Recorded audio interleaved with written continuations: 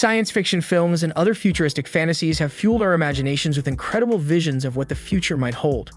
These stories make us want things we can only fathom, and scientists are now attempting to make some of them a reality.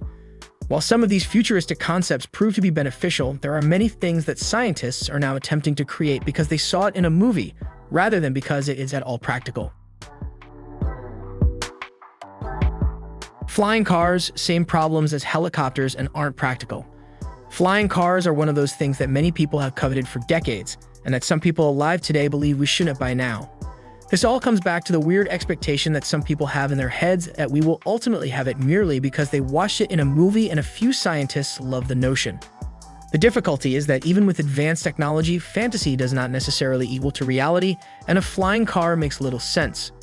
The dilemma is that a flying car has all of the drawbacks of a helicopter without providing any substantial benefits in exchange.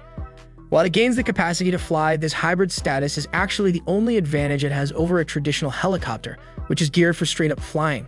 If a flying automobile does not have good landing locations, there is little reason for it to be able to fly, and if it does have good landing spots on a regular basis, there is no reason for it to also be a car. Airways would also quickly get clogged, necessitating air traffic control, accidents would be more lethal, and licenses would be more difficult to obtain, further reducing the practicality. Touchscreens, terrible for productivity. Touchscreens look great in films, and most futuristic films feature touchscreens as the primary means of interfacing with computers. They make it appear incredibly spectacular, especially in movies like Minority Report, with the hero actually snatching sections of touchscreen and hauling them across the room to another computer using digital power gloves. We want to be like the characters in the movies. Then designers started putting it in things, and we realized it was a bad idea. When tablets first appeared, the late Steve Jobs predicted that they would usher in a post-PC era. This turned out to be untrue. Not only are PCs and laptops still popular for productivity activities, but tablets, even when they were large, were immediately sold with keyboard adapters, demonstrating what people truly required. Touchscreens function fine on phones, but when you blow them up and attempt to utilize them for actual work, you run into some issues. Writing anything lengthy and professional is one of the most difficult tasks, if not the most difficult.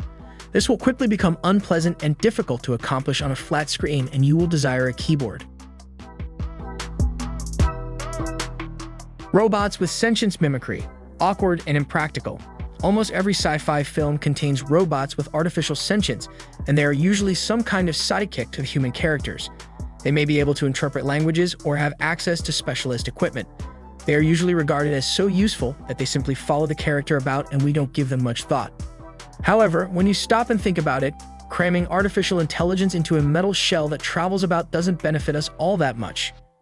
I may have some use in computer applications, but humans are simply better at being human. Even with sci-fi technology, a study concluded that R2-B2 and his equipment would be rather useless in our environment, and that putting BB-8 in a desert would be worse than useless.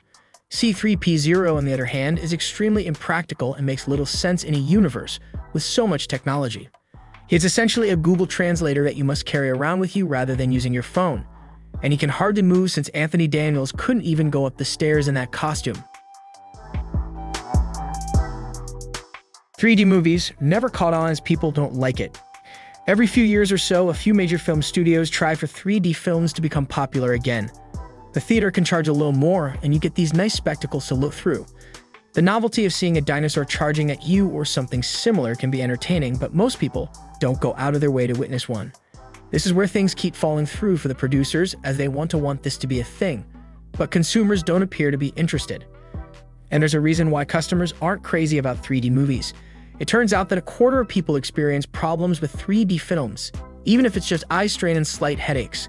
This means that attempting to make it the wave of the future won't work because you've already lost a large portion of your audience before you've even begun.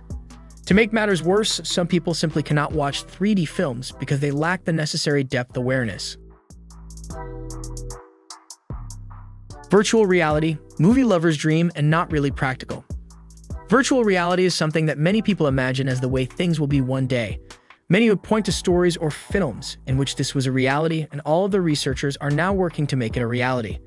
However, occasionally researchers create things not because they have a wonderful concept, but because they were influenced as a child by a book or movie, but they now want it to be a reality. While these researchers and inventors may have good intentions, it appears unlikely that it will catch on anytime soon, if at all.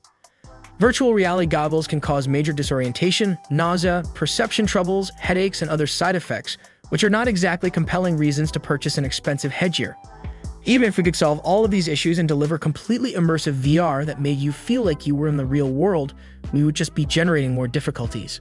The fact that VR is so immersive can potentially be a disadvantage, as many parents, for example, like watching their children play video games. You cannot perform such things if you are completely immersed in a virtual environment.